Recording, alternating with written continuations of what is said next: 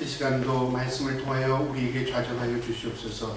또 말씀을 통하여 임재하여 주시고 깨닫게 하여 주시고 또 주님 주시는 말씀을 우리의 마음에 새기게 하여 주시되 우리도 세상 가운데 믿음을 지키며 또 믿음의 승리자들 다 될 수 있도록 은혜를 내려주시고 이 시간도 주님의 말씀을 전하는 부족한 종의 입술을 사용하여 주시되 십자가 뒤에 이 종을 감춰주시고 주님의 영광만을 드러내 주시옵소서. 감사하오며 예수님의 이름으로 기도하옵나이다. 아멘. 오늘은 디모데전서 2장 1절부터 8절의 말씀을 통해서 하나님이 기뻐하는 거룩한 손이라는 제목을 가지고 함께 은혜를 나누고자 합니다. 사도 바울은 영적인 아들이자 그의 목회 후배자였던 이 디모데에게 목회 서신이라고 하는 이 디모데 전후서를 통해서 앞으로 그가 자신이 간 그 십자가의 길을 묵묵히 따르라고 하는 그런 내용이면서 함께 우리가 신앙생활을 어떻게 해야 될 것이며 또 교회를 어떻게 보존해야 될 것인가를 이 말씀을 통해서 가르쳐주는 내용입니다. 우리가 지난주, 지지난주에 이어서 이 디모데전서를 보고 있는데요. 사도 바울은 1장에서 자신을 뭐라고 말하냐면 자신이 하나님 앞에서 자신은 죄인 중에 괴수라고 말합니다. 그러니까 우리가 때로는 내가 의로워서 예수를 믿는 것으로 착각하지 않습니까? 때로는 하나님이 우리를 착해서 의로워서 우리를 예수 믿는 사람으로 택해줬다고 착각하는 사람들도 있습니다.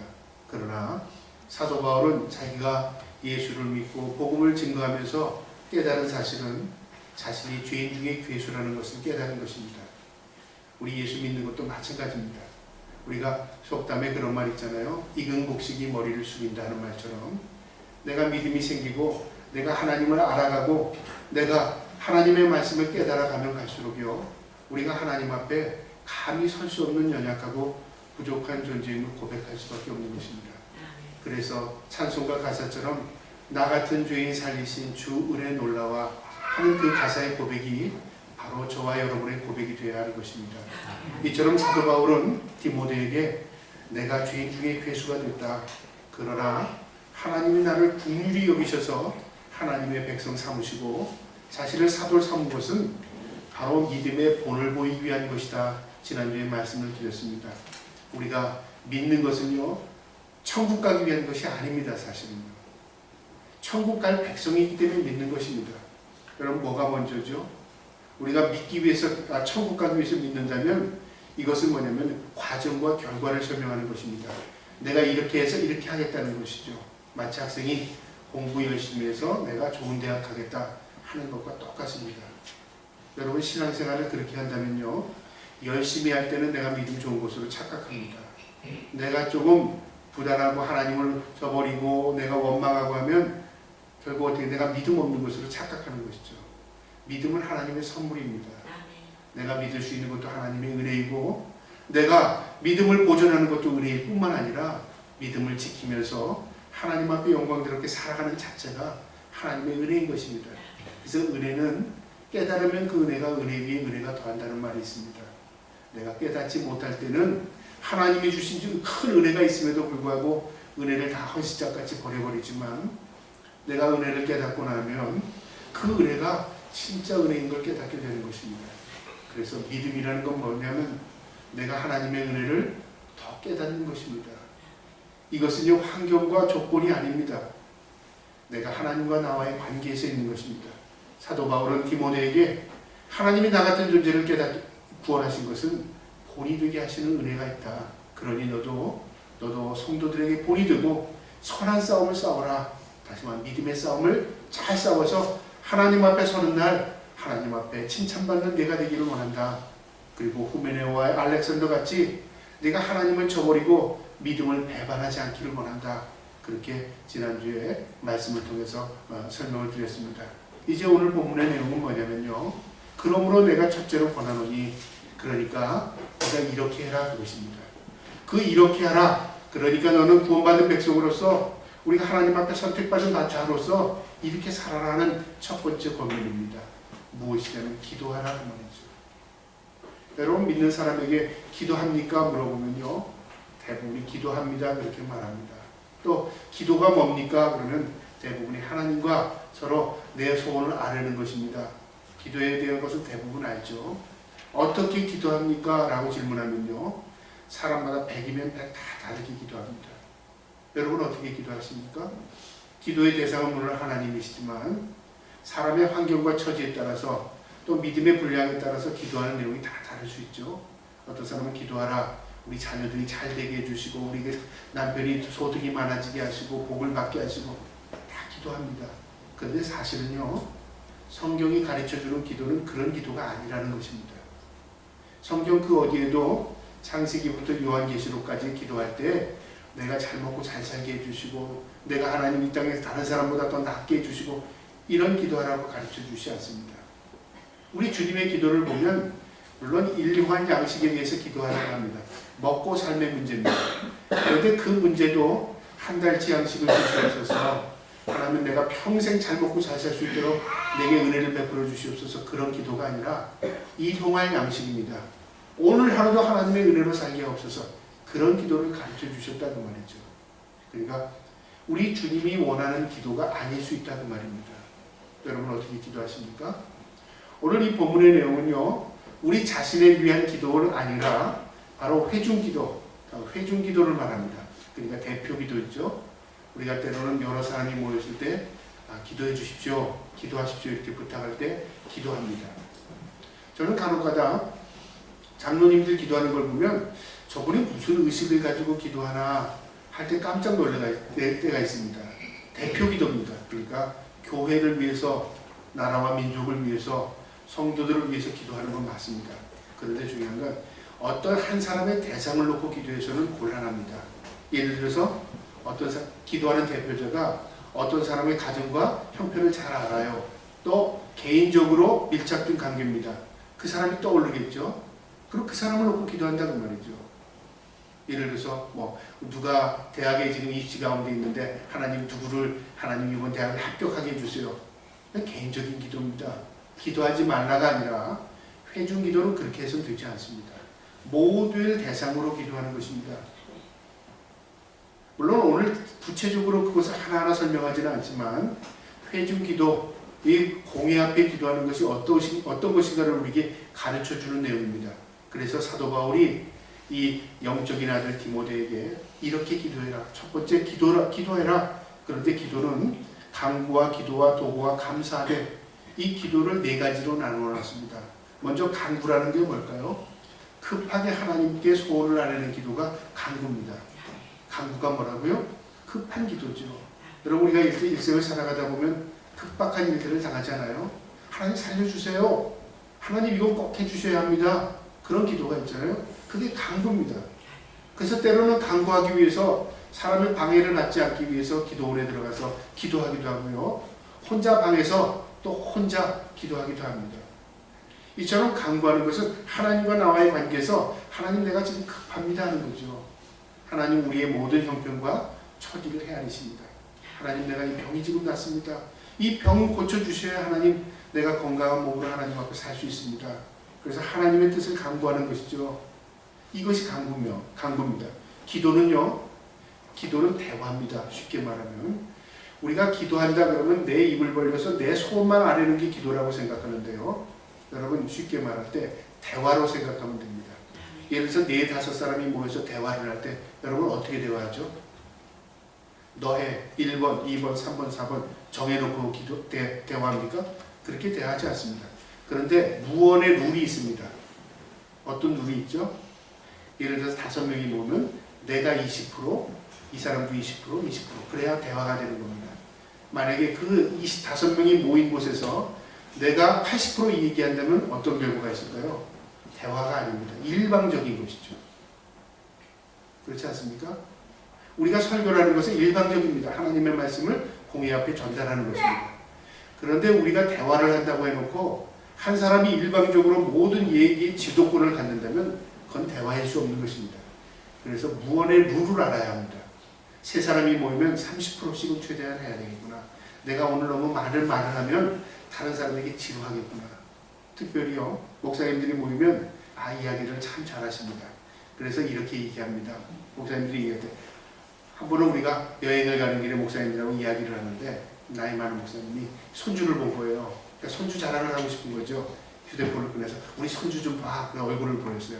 그러니까 그 나이 또래 되는 목사님이 뒤에 얼른 있다가 목사님 손주 자랑하려면 먼저 돈 내고 손주 자랑해 그런 거예요. 그러니까 그 목사님이 하는 얘기가 내가 오늘 점심 다 살게요 그랬어요.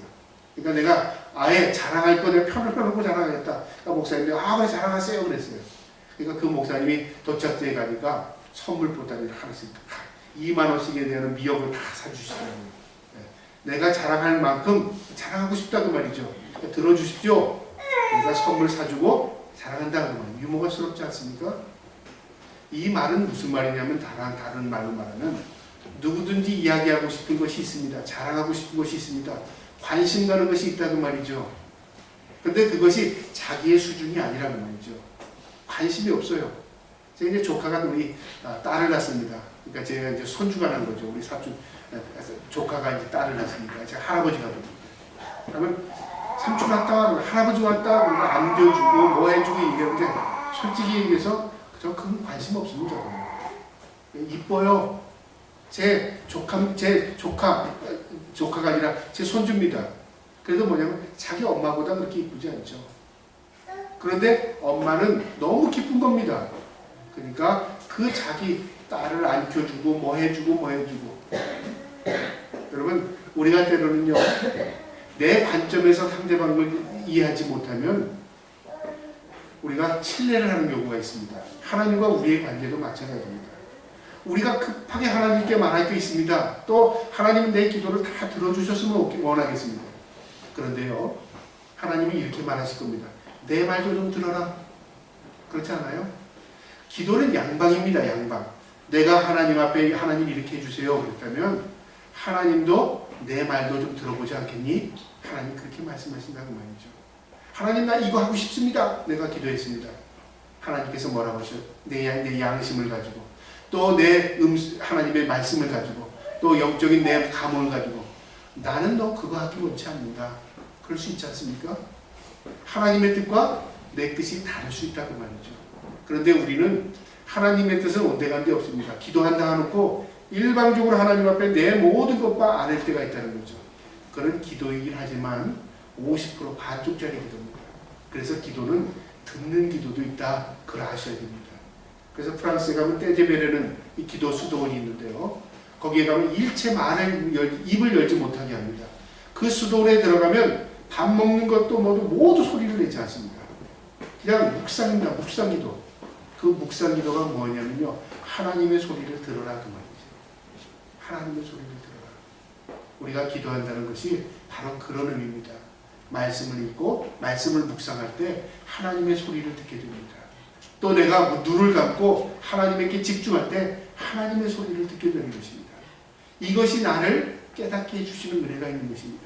그래서 간구하되 기도하라 또 도고하라. 이 도고는 뭐냐면 중보기도 그렇게 말하죠. 남을 위해서 기도하는 것입니다. 우리가 때로는 기도하라고 하면 모두 자신을 위해서 기도하는 경우가 참 많습니다. 물론 회중기도 말고요. 일반적인 기도할 때.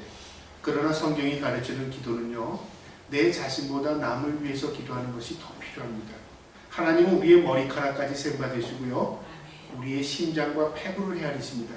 내가 무엇이 필요한지, 내가 무엇이 부족한지, 내가 무엇에 마음이 아픈지 우리 주님은 이미 다 아신다고 말하십니다. 심지어는 기도하지 않을지라도 아신답니다. 근데 왜 기도하라고 하실까요? 네 자신만을 위해서 기도하지 말고 너가 마음 아픈 것처럼 너처럼 마음 아픈 자를 생각하면서 기도해라. 또 다른 사람에게 기도가 필요한 사람들을 위해서 기도해주라 그 말이죠. 이게 신앙생활인 것입니다. 참 신비로운 것은요. 목사가 몸 고통스러울 때 내 자신을 위해서 기도할 때보다 다른 사람을 위해서 기도할 때 내 문제가 자연스럽게 해결되는 것들을 경험하게 됩니다. 왜 그럴까요? 이게 하나님의 마음입니다. 여러분 우리가 여러 형제가 있다고 생각해 보세요. 아니 우리 자녀들이 있다고 생각해 보세요. 자녀가 여러 명이 있는데 가만 보면 자녀들 가운데는요 혼자 취하려고 하는 자녀가 있고 나누는 자녀들이 있습니다. 부모는 그걸 다 알죠. 아 얘가 참 동생들을 생각하는구나.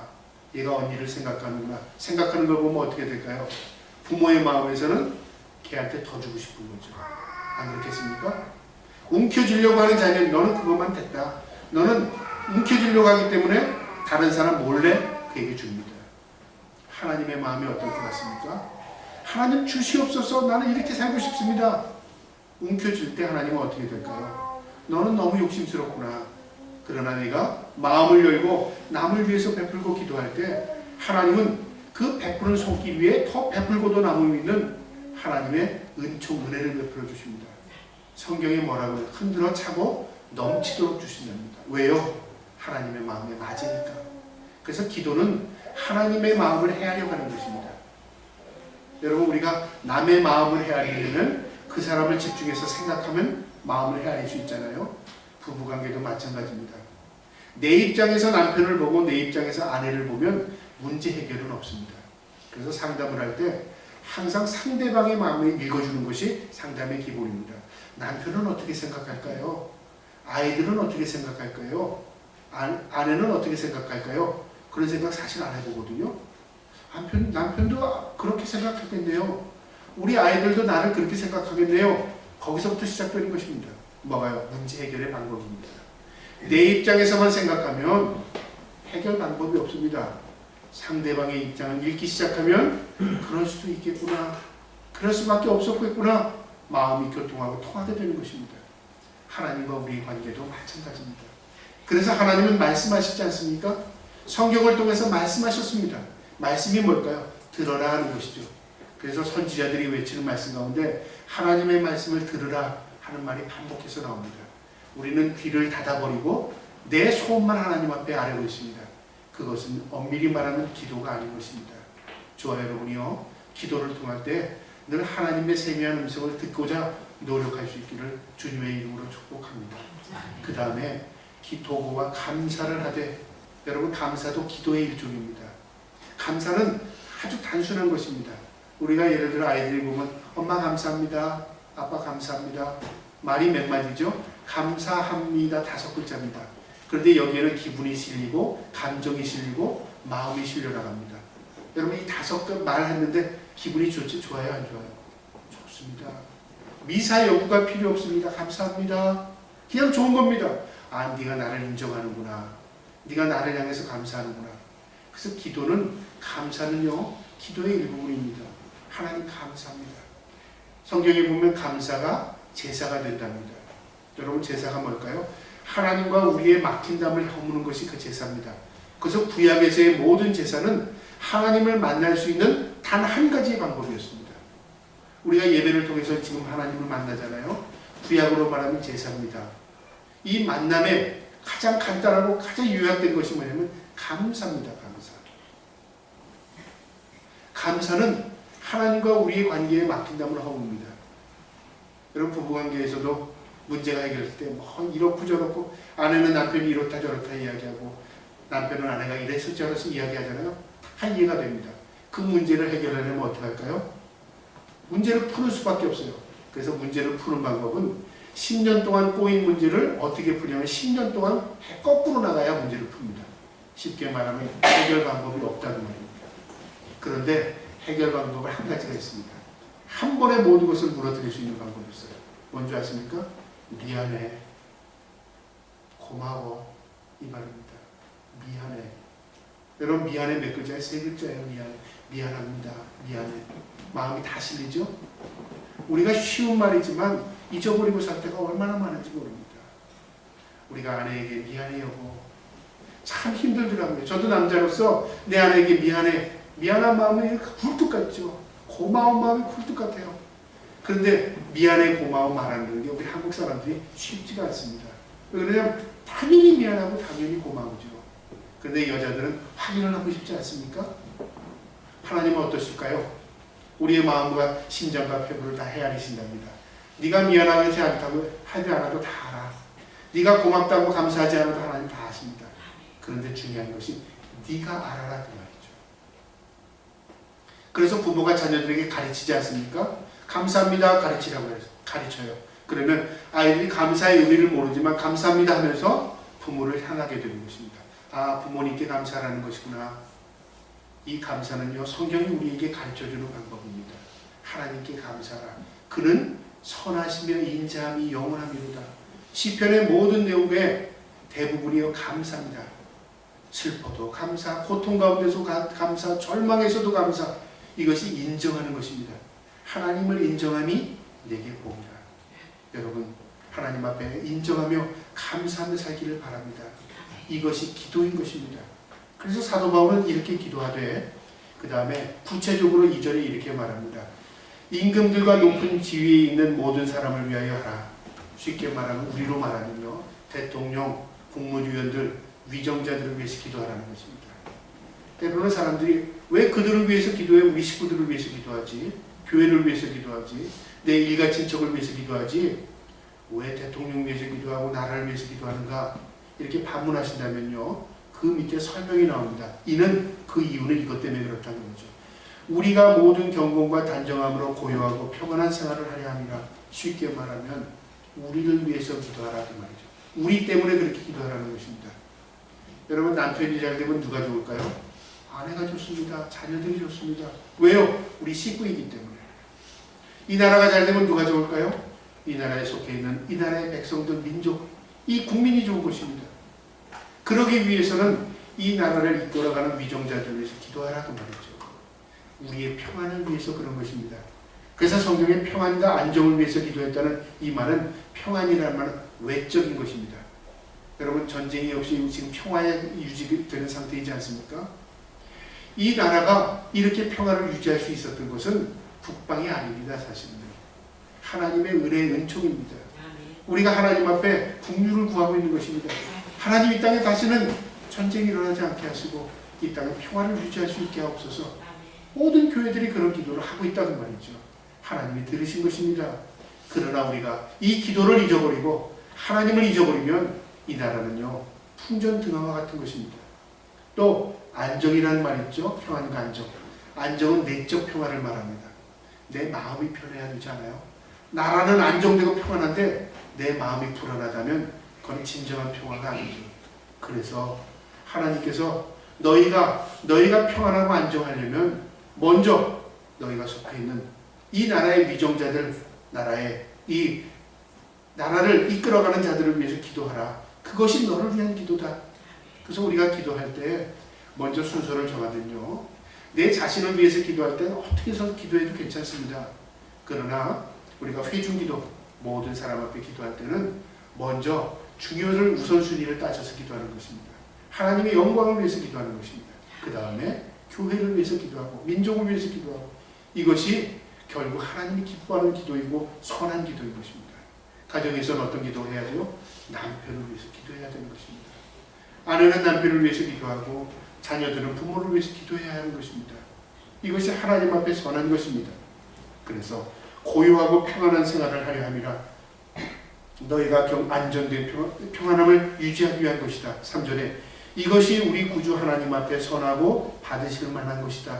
하나님도 그것을 원하고 하나님이 기뻐하는 것이다. 그 말이죠.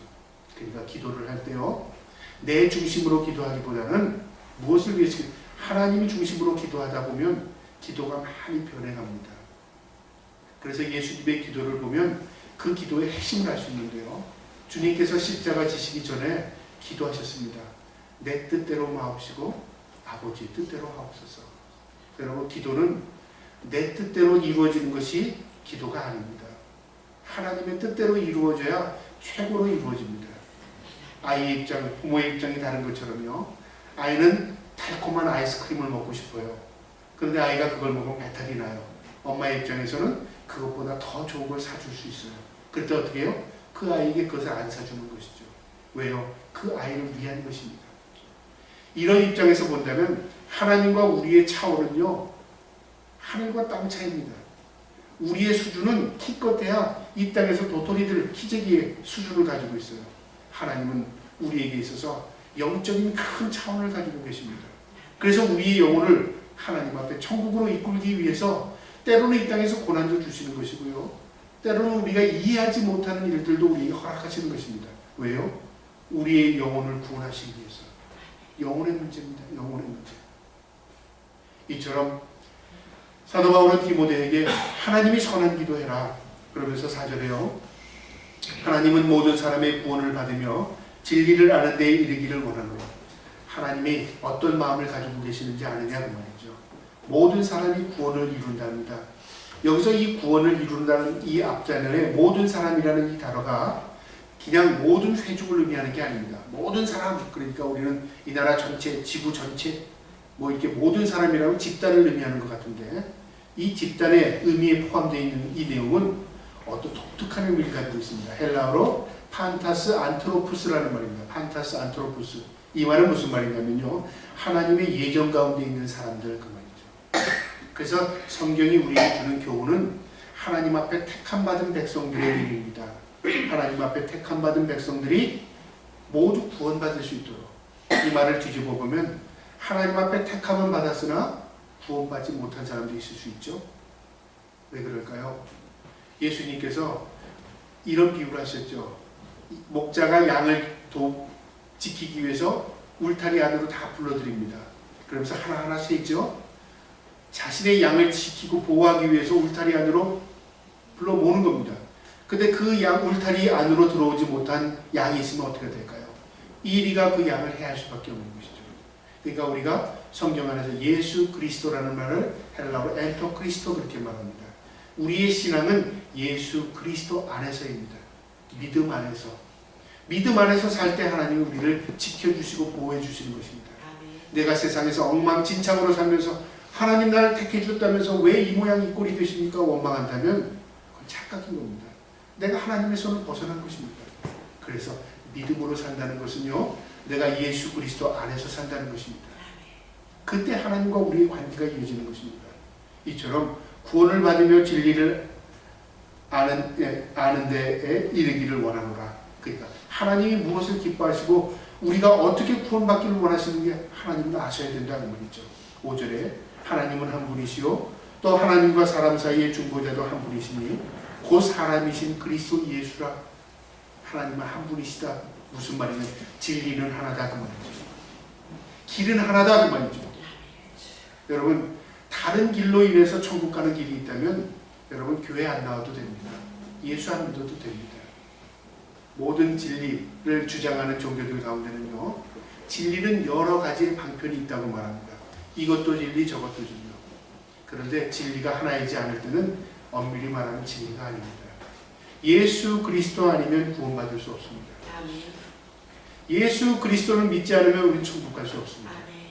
그래서 기독교가 때로는 독선적이다 그렇게 말을 듣기도 하고요, 때로는 세상의 비판거리가 되기도 합니다. 여러분, 중요한 것은 내가 세상에서 어떤 비판을 받을지라도요, 진리가 사람들의 눈치를 보고 그래 너희가 원하는 것도 진리고 우리 것도 진리다 이렇게 서로를 좋게 해서 윈윈하자 하는 마음으로 진리를 수용한다면요, 그것은 온전히 말하는 진리가 아닙니다. 진리는 하늘이 두 쪽이 나도 이것은 이거다 하는 것이 진리인 것입니다. 여러분, 예수를 믿으십니까? 그 예수를 믿는다는 것은 우리가 하나님의 말씀대로 산다는 것입니다. 그렇게 산다면 우리 하나님의 은혜로 천국 가는 것입니다. 이것을 이야기하는 것입니다. 바로 하나님은 한 분이시고 중보자도 한 분이시다. 우리가 예수 그리스도가 길이요 진리요 생명이다. 그러니까 디모데야, 너도 다른 것 전하지 말고 예수 그리스도 전해라 그 말이죠. 오늘날 이 땅에 교회들이 너무너무 많아졌습니다. 아니, 많은 게 좋은 거죠. 그런데 목사로서 마음 아픈 게 있습니다. 뭐냐면 진리가 희석되고 있습니다. 예수 그리스도가 전파되는 게 아니라 행복이 전파되고 있습니다. 우리가 잘 먹고 잘 사는 게 전파되고 있습니다. 이 땅에서 부귀 영화를 누리는 것이 마치 예수를 잘 믿는 것으로 착각한다는 말이죠. 여러분, 성경 그 어디에도 그런 말씀 없습니다. 예수 그리스도를 믿으면 구원받는 것입니다. 그 구원의 메시지가 전파되고 그 다음에 구원받은 백성이 어떻게 살아가느냐의 이 삶의 의미를 우리에게 전달하는 것이지 구원받고 끝난 게 아닙니다. 여러분, 요즘에 CBS 기독교 방송에서요, 지지난주부터 8부작으로 방영되는 게 있는데 신천지에 빠진 사람들이라는 제목으로 지금 4부까지 방영이 되었습니다. 이제 내일, 모레, 그 다음 다음 주 모레, 그래서 8번을 방영을 하는데 여러분 시간 있으면 월요일, 화요일날 CBS 저녁에 한번 TV를 보시기 바랍니다. 이 프로를 보면은 이 신천지뿐만 아니라 이 이단들의 특징은 뭐냐면 모두 구원에 초점을 맞추고 있습니다. 맞습니다. 성경은 우리에게 구원의 방법을 가르칩니다. 근데 구원만 가르치지 않습니다. 구원에 초점을 맞추면서 14만 4천 명이라는 숫자를 이제 거론합니다. 뭐죠? 요한계시록에 있는 숫자죠. 구원받으려면 네가 이렇게 해야 된다. 그러니까 구원받은 조건을 제시하는 것입니다. 전도해야 구원받는다. 2명 이상. 그 다음에 너희가 무엇을 해야 구원받는다. 그러니까 조건을 채우기 위해서 이 사람들이 열심히 전도하고 열심히 행합니다. 성경은 그 어디에도 이렇게 해야 구원받는다는 말이 사실 없습니다. 전적인 하나님의 은혜로 구원받는다는 말이 있습니다. 그럼 아무것도 하지 않느냐? 여러분, 성경을 몰라서 그래요. 몰라도 너무너무 모르는 거예요. 우리가 A는 B, B는 C 이런 식으로 성경을 읽게 되면 뭐냐면 과정과 결과로만 이해합니다. 성경은 우리에게 무엇을 가르쳐주냐면 구원받은 백성으로 이렇게 살아라는 삶을 가르치는 겁니다. 너희 아버지가 재벌이니까 너 재벌다운 삶을 살아. 너희 아버지가 훌륭한 사람이니까 너 아들로서 너도 훌륭하게 살아. 이거죠. 너 훌륭하게 살면 네 아버지 아들 된다? 이게 아니라는 말이죠. 그런데 우리는 거꾸로 할 것입니다. 구원받기 위해서 발버둥치지 만약에 구원받았다고 생각하면요. 이제 끝난 거예요. 여러분, 우리가 내일이 이 땅에 종말이 와도요. 한 그루의 나무를 심겠다는 이 스피노자는 철학자입니다. 무엇을 깨달았습니까? 인간의 지적인 인간으로 세상의 이치를 발견한 것입니다. 이 신앙이 아니죠. 그런데 그 진리 가운데 무엇이 있냐면 내일이 세상의 종말이 오고 끝이 나도 인생은 알 수 없는 것이다. 내일은 내가 살아가는 게 아니라 누군가가 허락해 주셔야 된다고 말이죠. 중요한 건 오늘이 중요하다고 말이죠. 오늘 하루를 내가 보람있게 살고 오늘 하루를 의미있게 살고 오늘 하루를 가치있게 살면 이것이 내일 내가 어떤 종말이 와도 이것은 오늘 하루의 가치로 인생을 평가할 수 있는 것이다 그 말이죠. 그래서 삶의 가장 중요한 것이 언제냐면요. 지금입니다. 나에게 가장 중요한 사람들은 누군지 아십니까? 지금 나와 함께 있는 사람들입니다. 여러분 잊지 마시기 바랍니다. 내가 지금 가장 중요한 시간에 가장 가까운 중요한 사람들과 함께 있는 것입니다. 우리가 예수를 믿는다는 것도 바로 그것입니다. 주님과 동행한다는 게 뭘까요? 주님이 나의 삶에 늘 함께 하시는 것. 주님이 나의 삶의 주인이 되시는 것. 이것이 예수 믿는 삶인 것입니다. 6절에 그가 모든 사람을 위하여 자기를 대속물로 주셨으니 누가요? 예수님께서. 구원받을 백성들, 택함받은 백성을 위해서 예수님께서 자신이 몸을 우리에게 주신 것입니다. 기약이 이르러 주신 증거니라. 바로 2000년 전에 이 땅에 오셔서 그분이 이 땅에서 십자가에 못 박아 죽으신 것입니다. 그 죽으심으로 인해서 우리는 이제는 제사를 드리지 않고 예배를 드리는 것입니다. 그분이 우리의 희생양이 되신 것입니다. 이를 위하여 내가 전파하는 자 사도로 세움을 입은 것은 참말이요 거짓말이 아니니 믿음과 진리 안에서 내가 이방인의 스승이 되었노라. 그래서 하나님이 나를 택하셔서 율법을 모르는 이방인들에게 이 그리스도의 복음을 전하게 하신 것이 내 사명이 된 것이다 그 말이죠. 여러분 우리에게 주신 사명이 뭘까요? 이 땅에서의 사명은 우리가 예수를 믿는 것이되 이 예수를 어떻게 믿는 겁니까? 나는 예수 믿는 사람이다 했다면 예수 믿는 사람들의 흔적을 남기는 것입니다. 예수 믿는 사람 우리가 좀 달라. 예수 믿는 사람은 우리의 생각이 달라. 예수 믿는 사람이기 때문에 저렇게 살아갈 수 있구나. 다른 사람에게 칭찬도 받고 인정도 받는 것입니다. 그것이 하나님 앞에 영광을 돌리는 것입니다. 저와 여러분이 우리의 삶을 통해서 하나님 앞에 영광 돌릴 수 있기를 축복합니다. 마지막 8절입니다. 그러므로 각처에서 남자들이 분노와 다툼이 없는 거룩한 손을 들어 기도하기를 원하노라. 오늘날이나 과거에나요 분쟁이나 싸움을 주로 남자들이 하죠. 물론 촉발시키는 것은 여자들이 많을지 모르지만 그 초대교회에서도 이 남자들이 분노하거나 또 다툼이 있었던 것 같습니다. 그러니까 사도 바울이 디모데에게 이렇게 말하는 겁니다. 교회 안에서나 믿는 사람들끼리 싸움짓거리 하지 말고 화내지 말고 분노하지 말고 오히려 그 시간이 있으면 기도해라 그 말이죠. 오늘날 우리 한국교회뿐만 아니라 이 전 세계의 교회들이 싸움을 굉장히 많이 합니다. 저도 그 싸움의 중심에 섰던 사람입니다. 이 싸운다는 게 뭘까요? 물고 뜯고 싸우는 것만 싸울까요? 아니에요.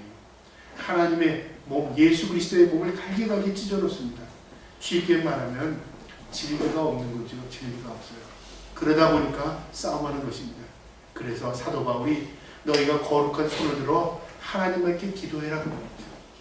오늘날은 우리가 기도할 때 어떻게 머리만 숙이지만 이 초대교회 성도들은 기도할 때 손을 이렇게 하지 않고 이렇게 했습니다. 그리고 얼굴을 하나님을 향했습니다. 왜요? 하나님을 향하는 것입니다. 그 다음에 두 번째 기도의 방법은 우리가 땅에 쫙 엎드려서 얼굴을 들고 하나님께 손을 이렇게 폈습니다. 그러니까 이렇게 한 게 아니라 이렇게 했어요. 내 모든 것 하나님 빈손 들고 하나님 앞에 향합니다 하는 거죠. 이 기도의 중심은 하나님을 향하는 것입니다. 그러니까 인간들에게 문제가 있을 때 인간들의 문제 가운데 해결되지 않을 때 하나님을 향해라. 그리고 거룩한 손을 들어 기도해라. 거룩한 손은 구별된 것입니다. 우리가 시간을 들이고 예배하는 것도 거룩한 시간인 것입니다. 성경은 우리에게 거룩한 손에 대해서 여러 가지로 말하는데요. 거룩한 손을 출애굽기 17장 11절에 이렇게 말합니다. 모세가 손을 들어 이스라엘이 이기고 손을 들면 이스라엘이 이기고 손을 내리면 아말렉이 이기더니 모세의 팔이 피곤하여 그들이 돌을 가져다가 모세 아래 두어 그가 그 위에 앉게 하고 아론과 훌이 한 사람은 이쪽에서 한 사람은 저쪽에서 모세의 손을 붙들어 올렸더니 그 손이 해가 지도록 내리지 아니한지라 여호수아가 칼날을 아말렉과 그 백성을 쳐서 무찌르니라. 무슨 말이냐면요, 이스라엘의 지도자 모세가 하나님 앞에 기도했을 때 전쟁이 승리합니다. 근데 너무 힘든 거예요. 손이 내려오니까 전쟁이 패해요. 그러니까 아론과 훌이 야 이거 안 되겠다. 그 양쪽에서 활을 들어준 겁니다. 그랬더니 전쟁에서 승리했답니다. 이게 뭐냐면 하나님을 향해라. 전쟁은 누구에게 속했다고요? 성경에요? 하나님께 속해 있습니다. 우리 인생은 전쟁으로 표현하잖아요. 먹고 사는 거 전쟁입니다. 아이들 키워내는 거 전쟁입니다. 내가 살아가는 생업도 다 전쟁입니다. 물론 영적인 싸움도 전쟁입니다. 이 모든 걸 포함할 때 전쟁이 누구에게 속했다고요? 하나님께 속해 있다. 이기고 지게 하시는 분이 하나님이시다 그 말이죠. 그러니까 하나님께 기도하며 살아라 그 말입니다. 에베소서 4장 12절에 보면요, 이는 성도를 온전케 하여 봉사의 일을 하게 하며 그리스도를 몸으로 세우게 하려 하십니다. 봉사의 일을 하게 하며 그리스도의 몸을 세운답니다. 그래서 성경은 거룩한 손을 봉사의 손이라고 말합니다. 내가 섬기는 것 다 봉사하는 것, 이게 거룩한 손입니다. 이게 기도하는 것과 일치합니다. 여러분, 우리가 기도를 24시간 기도할 수 있어요? 없죠. 그러나 때로는 교회를 통해서 섬기고 어려운 자들을 위해서 섬기고 이게 기도하는 손이 되는 것입니다. 저와 여러분이 삶이 기도가 되기를 축복합니다. 또 누가복음 10장 30절부터 37절에 보면요, 선한 사마리아 사람의 이야기가 나옵니다. 한 사람은 제사장이었고 한 사람은 레위인이었습니다. 쉽게 말하면 오늘날 어떤 사람은 목사였고 어떤 사람은 전도사였고 어떤 사람은 뭐 장로였고 어떤 사람은 평신도였어요. 교회도 다니지 않는 사람이었어요. 근데 길가에 강도 만나서 피 흘리고 쓰러진 사람이 있었어요. 제사장이 가서 보니까 이 사람 피 흘리고 있어요. 이 사람 도와주면 어떻게 해요? 내가 여러 가지 물질적으로나 시간적으로 손해가 갈 것 같아요. 쓱 보고 쓱 피해갑니다. 우리 간혹가다 그렇죠? 도와주고는 싶구나. 도와주면 보따리 내놔라 할 것 같아요. 그러니까 쓱 피했어요. 그 다음 두 번째 사람이 갑니다. 첫 번째 사람은 제사장이니까 목사라고 할 수 있겠고요. 두 번째 사람이 갑니다. 그 사람 전도사라고 말할 수 있어요. 레위인이었어요. 가보니까 피 흘리고 있어요. 흔들어 봤어요. 아직 죽진 않았어요. 딱 무슨 생각이 드냐면 이 사람 내가 괜히 돌봤다가 이 사람 때문에 내가 오늘 피해볼 것 같아. 뒷걸음질해서 쓱 도망갔어요. 세 번째 사람은 교회도 다니지 않는 사람입니다. 이 사마리아 사람입니다. 가서 보니까 피 흘리고 있어요. 흔들어 보니까 거의 죽게 됐어요. 이 사람이 얼른 자기 나귀에 태우고 씻기고 그 사람 시내로 끌고 갑니다. 여관에서 돈을 주고 이 사람 쉬게 하고 그 다음에 치료해달라고 합니다. 그러면서 하는 말이, 내가 지금 장사로 가는데 다시 장사하고 끝나고 돌아오는 길에 이 사람이 돈이 더 필요하면 내가 돈을 줄 테니까 잘 보살펴 주세요. 그러고 갔어요. 예수님이 하신 말씀입니다. 이 사람의 이웃은 누구냐? 누구죠, 여러분? 이 강도 만난 사람의 이웃은 목사도 아닙니다. 전도사도 아닙니다. 누구였죠? 교회 안 다니는 사람이었지만 이 사람 나를 돌봐줄 사람입니다. 너희도 이와 같이 해라. 그러니까 주님께서 말씀하신 겁니다. 너희 예수 믿냐? 나 따르냐? 너희도 나처럼 이 말씀처럼 살아라. 그러죠. 그러니까 예수 믿는다는 것은 하나님의 말씀대로 사는 것입니다. 손입니다. 손. 내가 무엇을 하고 하는 사느냐? 이 손을 하나님 앞에 거룩한 손이 될 때 하나님이 영광 돌리는 것입니다. 마지막으로요, 다니엘서 12장 3절에 보면 지혜 있는 자는 궁창의 빛과 같이 빛날 것이요 많은 사람을 옳은 대로 돌아오게 하는 별과 같은 같이 영원하더라. 무슨 말입니까? 복음을 전하는 것입니다. 전도하는 것입니다. 나만 천국 가고 나만 구원받고 나만 예수 잘 믿어서 하나님의 은혜를 누릴 것이 아니라 여러분 주위에 사랑하는 사람이 있다면, 여러분 앞에 진정으로 귀한 사람이 있다면 그들도 예수 믿을 수 있도록 전도할 때 그것이 우리에게 귀한 하나님의 은총의 손이 되는 것입니다. 그래서 복음은 전달되는 것입니다. 전파되는 것입니다. 저와 여러분의 가정이, 우리의 일가 친척들이 다 예수 그리스도 안에서 믿음의 통일을 이룰 수 있기를 주님의 이름으로 축복합니다. 아멘. 기도하겠습니다. 사랑과 은혜의 아버지 하나님, 오늘도 거룩한 손을 통하여 우리에게 말씀하여 주심을 감사합니다. 우리의 섬김이, 우리의 또 행위가